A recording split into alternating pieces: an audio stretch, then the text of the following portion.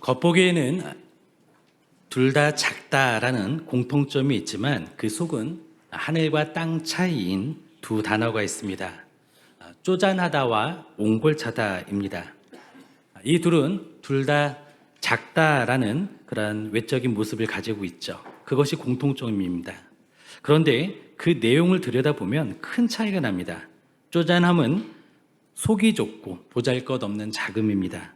옹골참은 작아도 속이 꽉 차고 단단한 것이죠. 오늘 성경 본문은 바로 이 단어와 아주 깊은 관련이 있습니다. 오늘 본문은 절박한 상황에 놓인 한 이방인 어머니가 예수님 앞에 나와 간절히 자신의 필요를 요청하는, 도움을 구하는 그런 내용입니다. 이 여인은 가장 쪼잔하게 취급받는 그 자리에서 가장 옹골찬 기적을 경험하게 됩니다. 예수님은 지금 두로와 시돈 지방으로 가셨습니다. 이곳은 가버나움에서 약 65km 정도의 거리에 있습니다. 그리고 그 길은 험준한 산악길을 지나가야 하는 쉽지 않은 길이었습니다. 예수님은 고난을 앞두고 십자가를 묵상할 조용한 시간이 필요하셨던 것입니다. 그래서 누구에게도 방해받지 않을 이방인의 지역으로 가셨습니다. 그런데 이미 예수님의 명성이 그 지역에까지 다 퍼져 있었습니다. 이때 한 여인이 침묵을 깨고 소리를 지르며 주님 앞에 나타났습니다. 이 여인은 가나안 여인이었습니다. 즉 이방 여인이었던 것이죠. 그녀의 등장은 정결규례상 예수님을 더럽힐 수 있는 사건이었습니다. 하지만 이 만남은 편견에 잡혀있던 유대인들의 그 작은 시각을 넘어서 복음이 어떻게 확장되는지를 보여주는 거대한 서막이 됩니다. 오늘 본문을 통해 우리에게 주시는 하나님의 음성을 듣기를 원합니다. 첫째로, 쪼잔한 자존심을 넘어 옹골찬 목적을 붙드시기 바랍니다. 여인은 소리쳤습니다. 22절에 보니까 주 다윗의 자손이여 나를 불쌍히 여기소서. 이방 여인이 유대인의 메시아 호칭인 다윗의 자손, 이 호칭을 사용을 하죠. 이것은 놀라운 신앙 고백입니다. 그 여인은 유대인의 신앙을 어느 정도 이해하고 있었습니다. 그리고 예수님을 자신의 유일한 희망으로 인정하며 이렇게 불렀던 것입니다. 여기에서부터 이해하기 힘든 장면이 진행이 됩니다. 그렇게 절박하게 여인이 외치는데 예수님의 첫 반응은 무엇이었을까요? 바로 침묵이었습니다. 예수님은 한 말씀도 대답하지 않으셨습니다. 여인은 무시당했습니다. 예수님은 과거에 같은 이방인이었지만 백부장의 하인의 그 병을 고쳐주심으로써 그의 청을 들어주셨습니다. 그런데 왜 이 여인에게는 주님은 무관심해 보이듯 또 침묵을 하셨을까요? 그런데 사실 이것은 예수님의 의도된 시험이었습니다. 이 시험은 여러 겹의 장애물들로 이루어져 있었는데요. 우선 당시에 우리는 사회적인 장벽을 이해해야 합니다. 여성이, 그것도 이방 여인이 유대인 남성에게 공개적으로 소리치면서 따라오는 것, 이것은 굉장히 부적절한 행동이었습니다.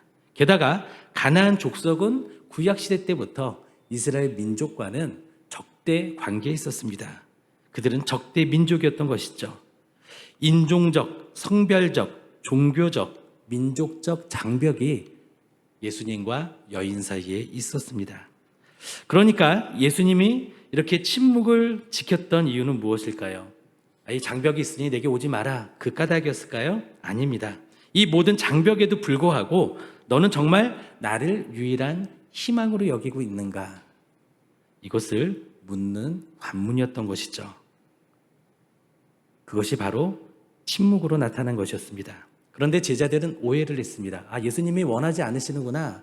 그래서 제자들은 짜증을 냅니다. 그리고 여인을 보내달라고 요청까지 합니다. 23절에 보니까 여자가 소리를 지르오니 보내소서라고 말합니다. 이것은 당시 제자들의 믿음의 수준을 보여주기도 하는데요. 제자들은 이방 여인을 귀찮은 존재로 여겼습니다. 또 그들은 예수님의 사역이 유대인들의 경계를 넘어서 전 세계로 향할 것이라는 것을, 이방인들에게로 향할 것이라는 것을 전혀 이해하지 못하고 있었습니다. 그러므로 이 사건은 제자들을 교육하기 위한 일종의 현장 학습의 성격도 가지고 있었습니다. 다시 이 여인을 보면은요, 이 여인에게는 이 모든 상황이, 그러니까 예수님의 침묵, 그리고 제자들의 냉대, 사회적 편견, 이 모두가 그 여인이 넘어야 할 산이었던 것입니다. 그리고 바로 이 지점이 쪼잔한 감정과 옹골찬 목적의 갈림길이 됩니다. 그 쪼잔한 감정에 사로잡혀서 돌아갈 것인가, 아니면 딸의 치유라는 그 옹골찬 목적에만 집중할 것인가, 그 여인은 지금 선택의 기로에 선 것입니다. 보통 사람이라면 이 상황에서 쪼잔한 감정에 사로잡힙니다. 서운해하고 토라집니다. 내가 겨우 이런 취급을 받으러 왔나?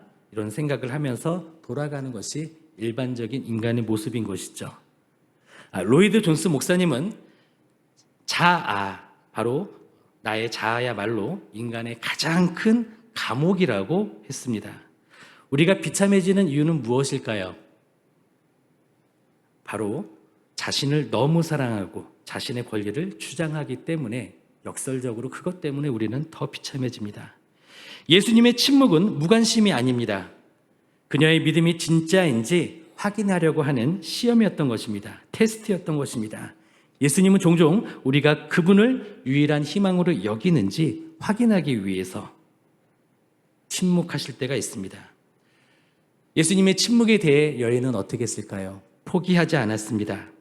그 여인은 자존심이라는 껍데기를 벗어던졌습니다.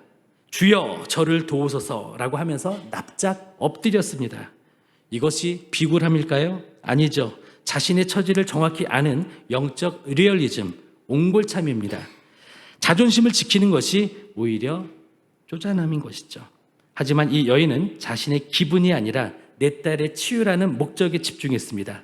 껍데기 같은 자존심을 버리고 속이 꽉 찬 목적을 붙들 때 믿음이 시작되고 기적이 시작되는 것입니다. 혹시 교회에서나 가정에서 또 회사에서 누군가의 말 한마디에 쉽게 상처를 받고 며칠씩 마음을 닫아보신 적이 있으십니까? 그것은 바로 우리 자신이 아직도 내 자아라는 쪼잔한 우상을 섬기고 있기 때문일지도 모르겠습니다. 내 자존심이 상하는 것보다 내 문제가 해결되는 것이 더 중요하지 않습니까? 내 자존심을 지키겠습니까? 아니면 옹골찬 응답을 받겠습니까? 자존심을 세우는 그러한 것은 사실 너무나 보잘것없는 것입니다. 오히려 납작 엎드려 은혜를 구하는 것이 진짜 옹골찬 용기가 되는 것이죠. 둘째로, 부스러기 은혜라도 그 속에 옹골찬 능력을 신뢰하십시오. 놀랍게도 여인은 그러한 상황 속에서도 포기하지 않았습니다. 오히려 더 적극적으로 주님께 나와서 절하며 간청합니다. 그런데 예수님의 반응이 충격적입니다. 우리 26절 말씀을 한번 볼까요? 26절, 대답하여 이르시되 자녀의 떡을 취하여 개들에게 던짐이 마땅하지 아니하니라. 아멘. 아멘하기가 좀 힘드신 것 같죠? 숨이 턱 막히는 말입니다. 아무리 시험이라고는 하지만 사람을 개에 비유를 하는 것, 예수님이라도 좀 선을 넘으신 것 같습니다. 듣는 사람 입장에서는 모욕감이 클 것입니다. 당시 유대인들은 이방인을 경멸적으로 부를 때 개라는 표현을 썼습니다. 개들은 길거리를 돌아다니면서 쓰레기를 뒤지고 썩은 고기를 먹기도 하고 또 사람을 유해하게 하는, 사람에게 또 덤비는 사나운 이미지였기 때문입니다. 또 어떻죠? 개들은 자신이 토한 것을 또 먹습니다. 마치 사람이 죄를 짓고 나서 회개하고 나서 다시 또 그 죄를 짓는 것처럼 반복되는 모습을 보여주는 그러한 더럽고 사나운 이미지였습니다. 만약 이 여인에게 예수님이 그런 이미지로 말씀하셨다면 이건 정말 잔인한 모욕이 맞습니다.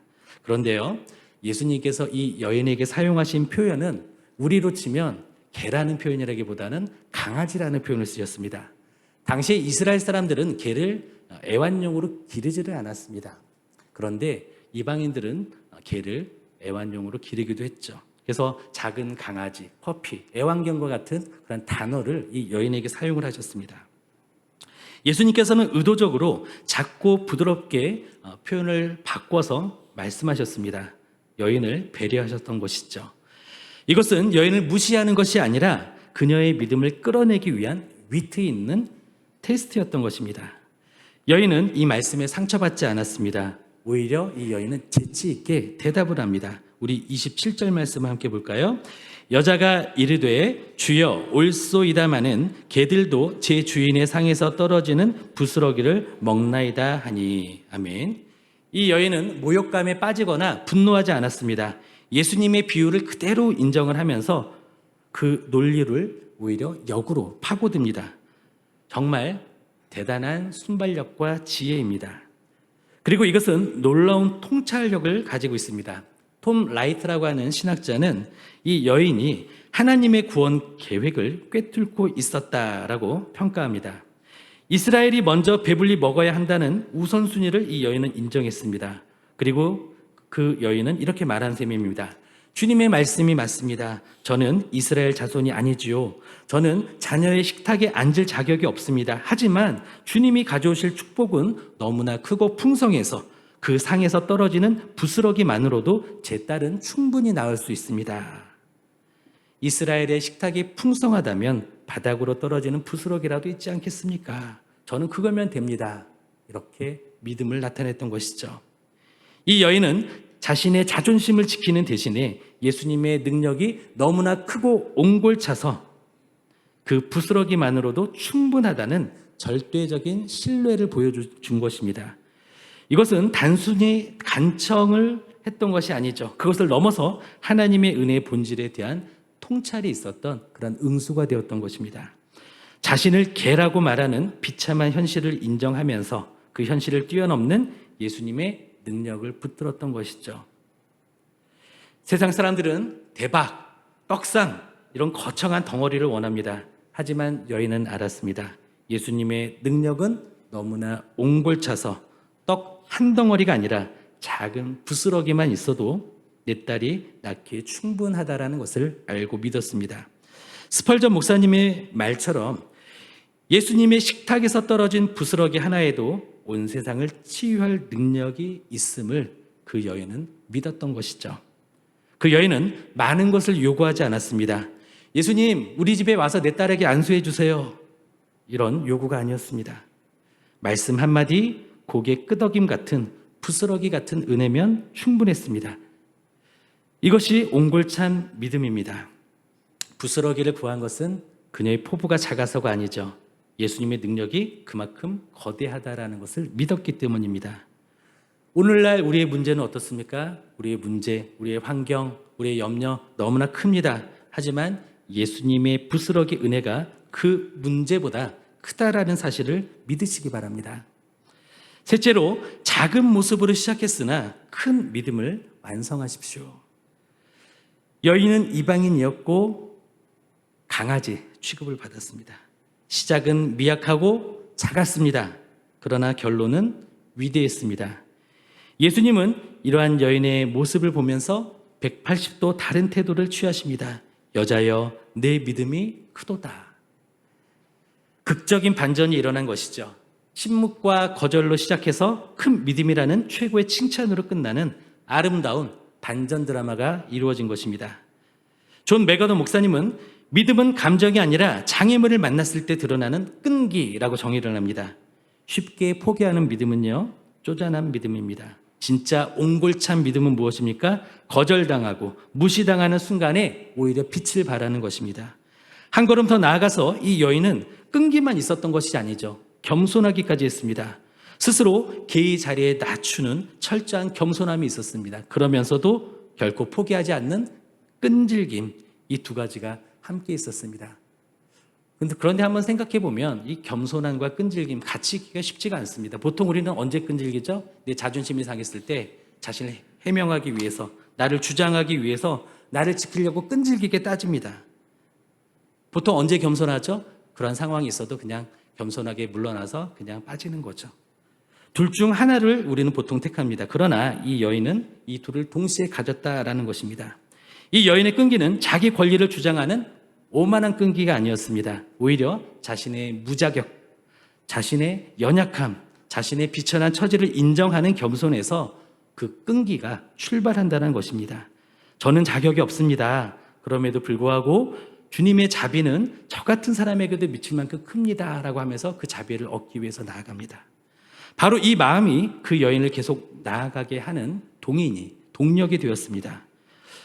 이와 대조적으로 당시의 종교 지도자들인 바리새인들은 어땠습니까? 겉만 화려했지 믿음이 없었습니다. 그들은 온갖 율법적인 조건과 지위를 갖추고 또 누리고 있었습니다. 그런데 예수님께는 믿음이 없다라고 책망을 받았죠. 반면에 이 이방 여인은 침묵과 거절이라는 시험을 통과하면서 자신의 믿음만 또 자신의 겉만 번지르르게 한 것이 아니라 속이 꽉 찬 옹골찬 믿음을 보여주었던 것입니다. 이 여인은 속이 꽉 차 있는 진국이었던 것이죠. 이렇게 해서 하나님의 은혜와 사랑은 이 여인을 통해서 이스라엘의 경계를 넘어서게 됩니다. 구약에도 이와 같은 일이 있었고 같은 지역에 이와 같은 일이 일어났는데요. 엘리야가 시돈 땅 사르밧 과부를 살렸듯이 예수님도 이방 땅에서 생명을 살리셨던 것입니다. 반면에 제자들은 아직 깨닫지 못했습니다. 이들은 아직도 메시아는 유대인들만을 위한 것이라고 생각하고 있었습니다. 그러나 이 여인은 어떻죠? 이미 부활 이후에 일어날 이방인 선교의 시대를 앞당겨서 살고 있었던 것입니다. 이런 의미에서 여인의 믿음이 예수님의 제자들보다 한 수 위였다라는 것이죠. 이 여인의 고백은 결국 이렇게까지 확장이 됩니다. 당신은 이스라엘의 왕이시지만 당신의 능력과 자비는 이스라엘에만 머물지 않을 것입니다. 그 축복의 부스러기가 우리 이방인들에게도 흘러넘칠 것을 믿습니다. 이렇게 고백한 셈이 됩니다. 그래서 예수님은 이 여인에게 칭찬하셨죠. 내 믿음이 크도다. 이것은 그 여인이 단순히 끈질기고 겸손해서만이 아니라 하나님의 구원 계획에 대한 그녀의 깊은 통찰력이 있었기 때문입니다. 예수님의 칭찬과 동시에 어떤 일이 일어났을까요? 그 여인의 딸이 치유되었습니다. 험악하고 더러운 귀신에 들렸던 딸이 치유가 되었던 것입니다. 집에 돌아가 보니 귀신은 이미 나갔습니다. 그리고 아이는 침상에 단정하게 누워 있었고 완전히 회복되었던 것입니다. 겉보기에는 볼품없어 보여도 주님 보시기에 중심이 옹골찬 사람, 바로 그러한 사람이 이 가나안 여인이었습니다. 그리고 그러한 믿음을 가진 사람이 오늘날에도 믿음으로 결국 승리합니다. 기도하다가 응답이 없으면 우리는 금방 이런 생각을 합니다. 하나님은 내 기도를 안 들어주시나 봐. 혹시 그렇게 낙담하면서 토라지기까지 하십니까? 그것은 믿음이 아니라 때를 쓰는 것입니다. 예수님은 지금 침묵하심으로 우리의 믿음이 자존심인지 아니면 어떤 상황 속에서도 주님을 의지하는 옹골찬 믿음인지 확인하고 계십니다. 이 침묵의 시간을 통과하여 내 믿음이 크다 이런 칭찬을 우리는 들어야 되겠습니다. 세상은 겉모습, 배경이나 지위의 크기로 사람을 잽니다. 하지만 주님은 중심의 밀도, 그 믿음의 크기를 재십니다. 사람 보기에 쪼잔해 보여도 주님 보시기에 우리는 옹골찬 믿음의 사람이 되어야 하겠습니다. 말씀을 맺겠습니다. 오늘 본문은 진정한 믿음이 어디서 오는지 명확히 보여줍니다. 이 여인은 이방인, 여성, 심지어 계치급을 받는 가장 낮은 자리, 어쩌면 가장 쪼잔해 보일 수 있는 자리에서 시작을 했습니다. 한편 이 이야기를 들으면 우리는 이런 생각을 하죠. 나라면 그 상황에서 어떻게 했을까? 이 생각을 안 할 수가 없습니다. 아마 대부분의 분들은 저를 포함해서요.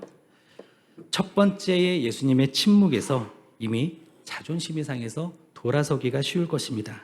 하지만 이 여인은 그 자리를 자존심이나 분노, 서운함 같은 것으로 그러한 감정으로 채우지 않았습니다. 그 대신에 끈질긴 신뢰로 그 상황을 완전히 다른 차원으로 변화시켰습니다. 그 여인은 능력의 근원이 너무나도 거대하고 옹골차기 때문에 아주 작은 그 능력의 부스러기조차도 세상을 바꿀 기적이 된다라고 믿었습니다. 중요한 것은 우리의 그릇의 크기가 아니죠. 그 그릇을 채우는 하나님의 무한하심입니다. 이것은 우리에게도 질문을 던집니다. 우리의 삶에서 무언가 정말 중요한 것을 추구할 때 우리가 마주하는 침묵이나 거절당하는 것처럼 보이는 상황이 있을 것입니다. 그때 우리는 좌절 이것을 선택해서는 안 됩니다. 없다는 그런 마음, 서운하다라는 감정에 우리의 마음을 내어주어서는 안 됩니다. 오늘 이 이야기의 관점에서 본다면 어쩌면 바로 그 상황이 우리의 믿음의 깊이가 얼마나 옹골찬지 세상에 드러내기 위해 주님께서 마련하신 무대가 될지 우리는 모르기 때문에 그렇습니다. 바라기에 우리는 하나님께서 허락하시는 모든 시험과 시련 속에서 자아나 자존심이 아니라 옹골찬 믿음으로 하나님의 기적을 경험하고 하나님의 역사를 써 나가는 성도요 제자들이 되시기를 예수님의 이름으로 축원드립니다. 기도하시겠습니다.